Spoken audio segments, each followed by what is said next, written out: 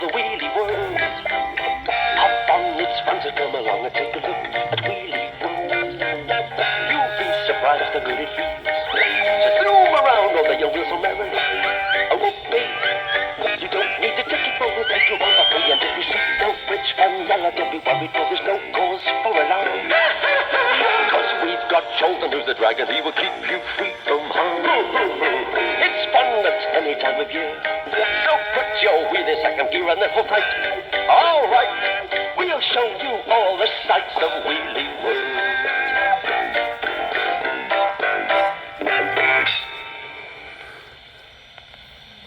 A kettle home is sweet, today, 'cause old Fidelis far away.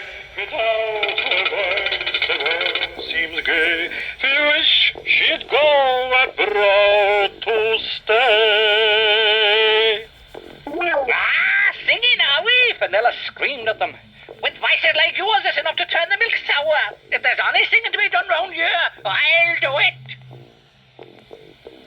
Oh, the powers of evil over all through the night.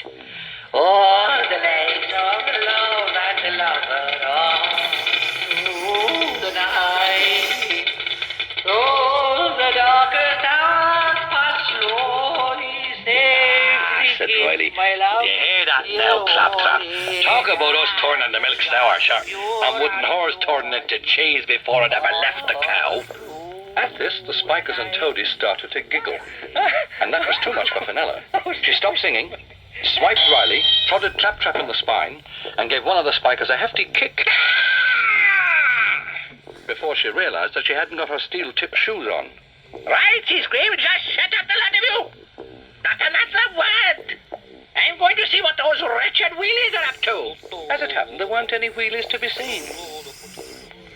But Charlton was down there, humming quietly to himself in a fairly tuneless sort of way.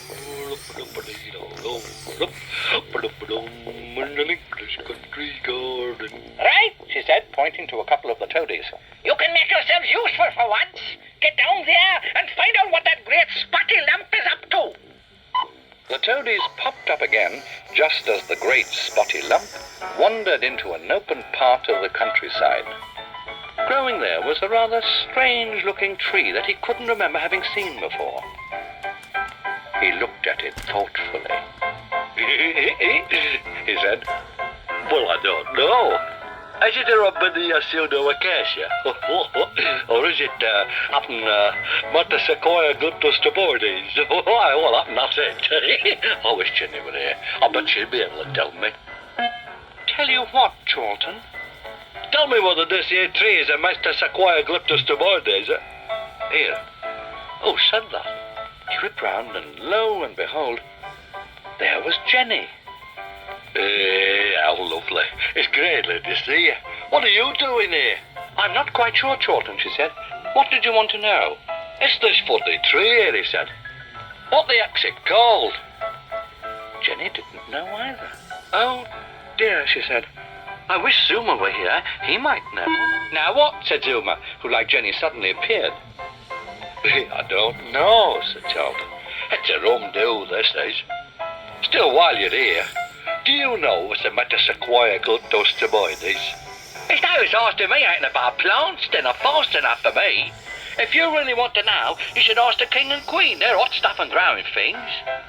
Oh, what a pity, said Charlton. I wish they'd come with you. Oh, how very strange, said the Queen, who'd been in the middle of a slow foxtrot with King Otto. Whatever happened to the band? I've really no idea, my love, said the King. Perhaps they've gone to Charlton. Gone to Charlton, said Queen Doris. There's no such place. Oh, Charlton, what are you doing here? Oh, come to that, what am I doing here? Well, I don't really know, Your Majesty, said the dragon. It's all very peculiar. I was just having a look at this here tree, and people started popping up like mushrooms. Having a look at a tree? Oh, my goodness gracious me, the Queen got very excited. Otto, look! It's a wishing tree.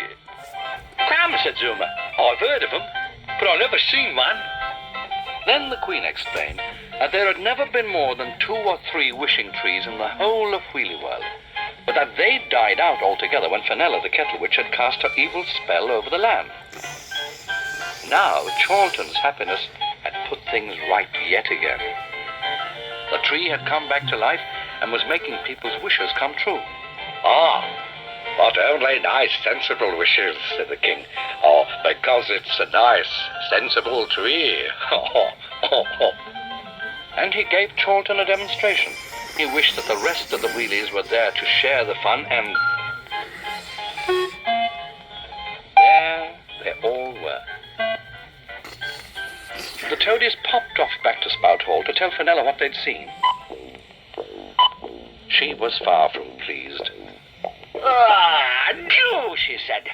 I thought I'd finished those wretched trees off once and for all. Well, I'm not going to have them wishing all kinds of happiness with it. I'll sort them out. On you too, Claptrap and Riley. Take care of the place while I'm gone. And no singing. And with that, she popped off towards the wishing tree. He said, Arriving on the scene in a filthy temper. now you're for it. Having fun with the wishing tree, are you? Well, 2 can play that game.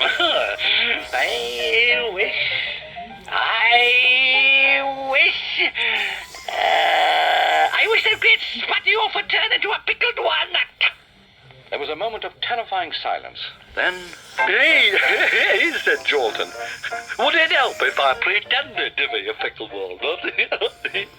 Oh, he very stupid things, he snapped at the tree. I wish that Jenny child would turn into a purple toad. nothing. Yes, Zuma. I want so a bus turned into a garage, if there's any help.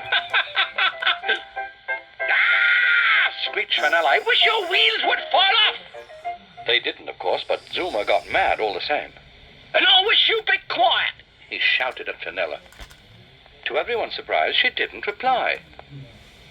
Mind you, it wasn't that she didn't want to.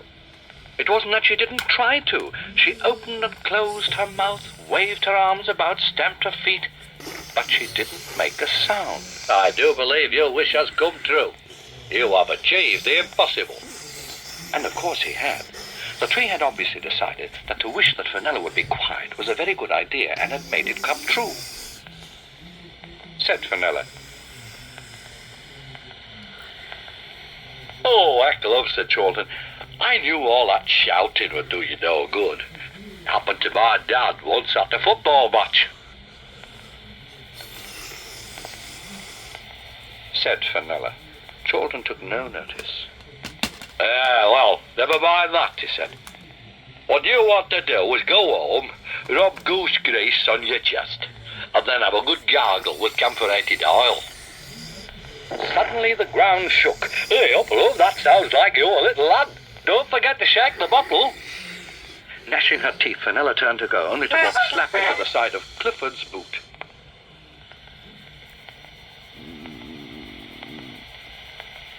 She shouted. Oh, hello, ma'am, said Clifford. Hope you haven't hurt yourself. No, well, that's all right then. We just came to see Chorlton. Fenella didn't look too pleased, but she didn't say anything. I mean, if you don't want me to stay, just say so.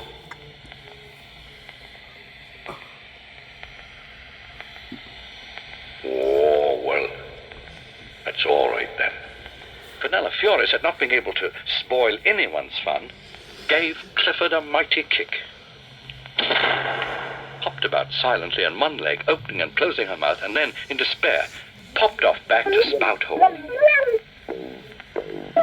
She burst in on Claptrap and Riley, still mouthing furiously and silently. I am sorry, gnädige Frau, said Claptrap. I don't think I quite heard you. She mouthed again. Hey, Claptrap and me, we're just going to have a bit of a sing-song, missus. Would you have any objections to that? Right, all together now. After 4, 1, 2, 3, 4. Wish a lady under me arm, one I twinkle in mine eye. She'll wear off to Tipperary in the morning. But wish a lady under me arm, one I twinkle in mine eye. I'm off to Tipperary in the morning.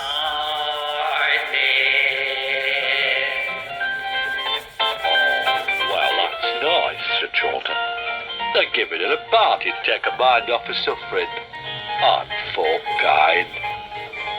Bye-bye, little old lady!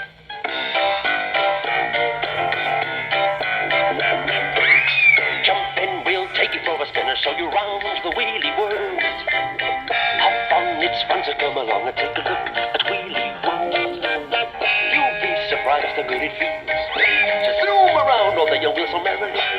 Oh, baby, you don't need a ticket, but we'll take you on for free. And if you see no bridge fun, don't be worried, for there's no cause for alarm. Cause we've got Jolton, who's the dragon, he will keep you free from harm. It's fun at any time of year, so put your wheel in second gear and then hold tight. All right, we'll show you all the sights of Wheelie World.